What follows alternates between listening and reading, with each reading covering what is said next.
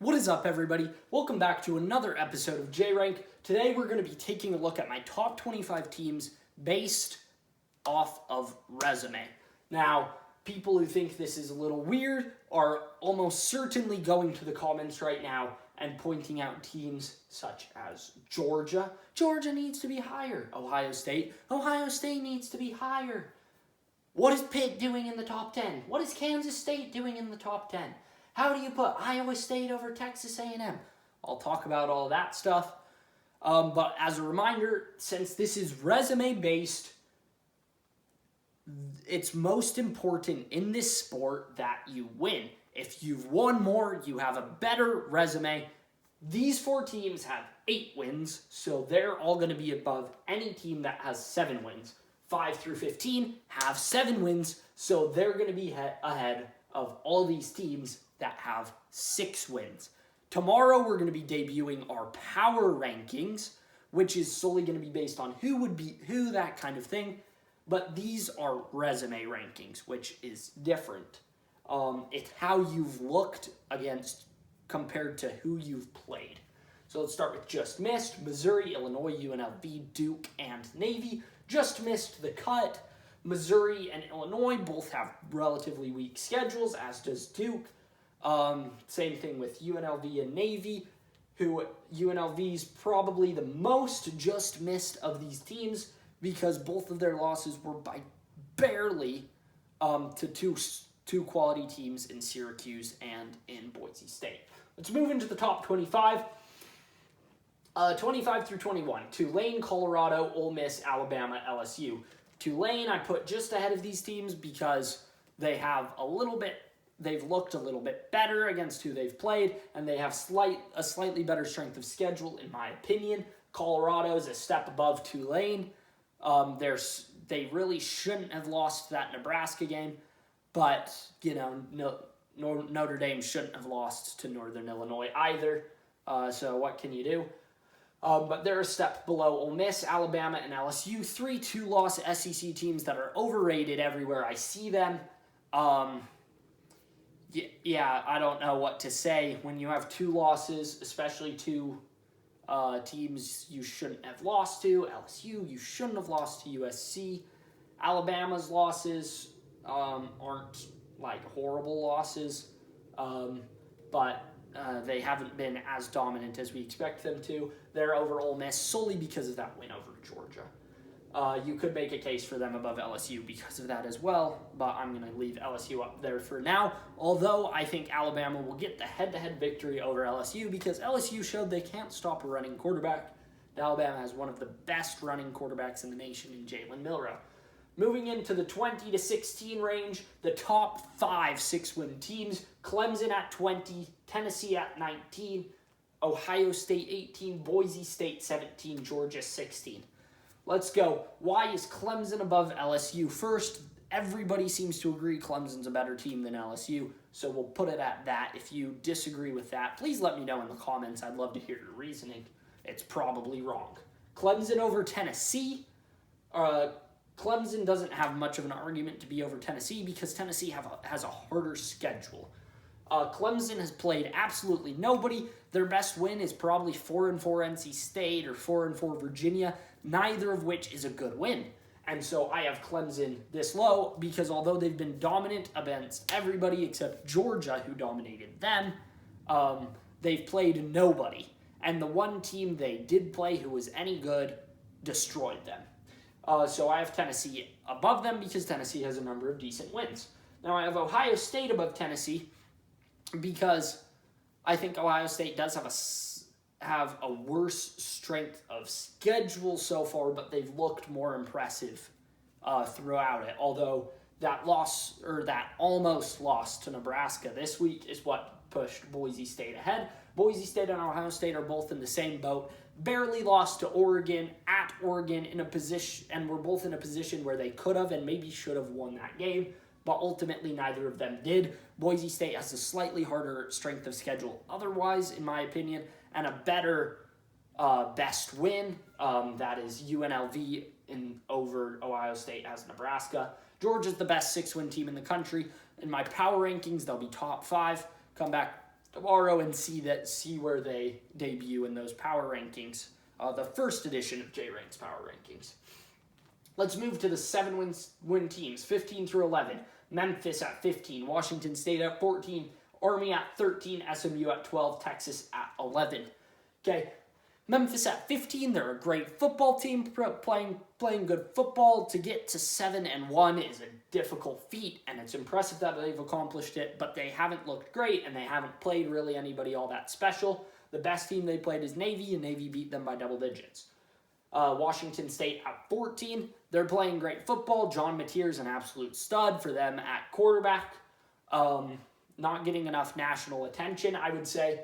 But Washington State also hasn't dominated quite as much as they should have against lesser opponents. Army's ahead of both these teams because A, they haven't lost, and B, they've absolutely dominated everybody that they've played. I think Army's going to put up a better fight than Navy did against Notre Dame because I don't think Army's going to make stupid turnover mistakes like Navy did. I'm really excited for that matchup because it'll be good to see Army play somebody who's competent at football. So far, their best win's probably East Carolina, and that's not exactly a great win. SMU's a tier above these teams because they do have a more difficult strength of schedule. That win over Duke is better than any of the wins these people had. Now, a lot of talk goes to SMU's defense and SMU's offense, and rightly so.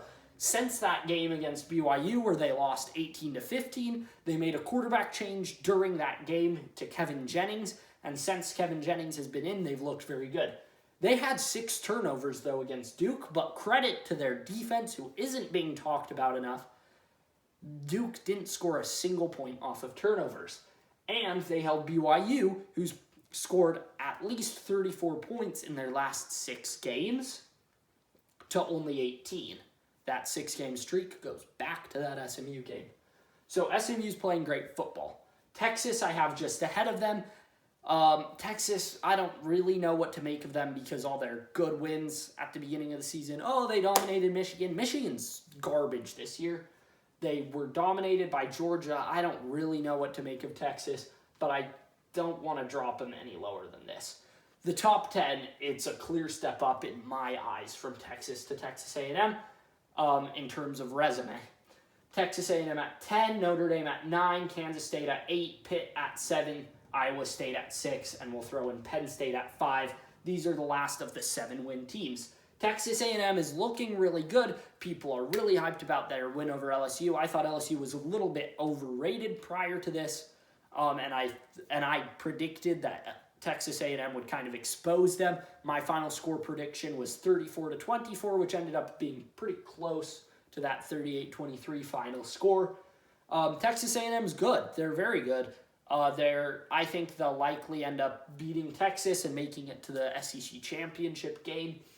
Right now, I have them below Notre Dame because of the head-to-head. Some people are saying, you kind of have to forget about some of those early season games because football teams change a lot over the course of the season. That's true. The same Notre Dame team that lost in Week 2 to Northern Illinois destroyed Navy this past week.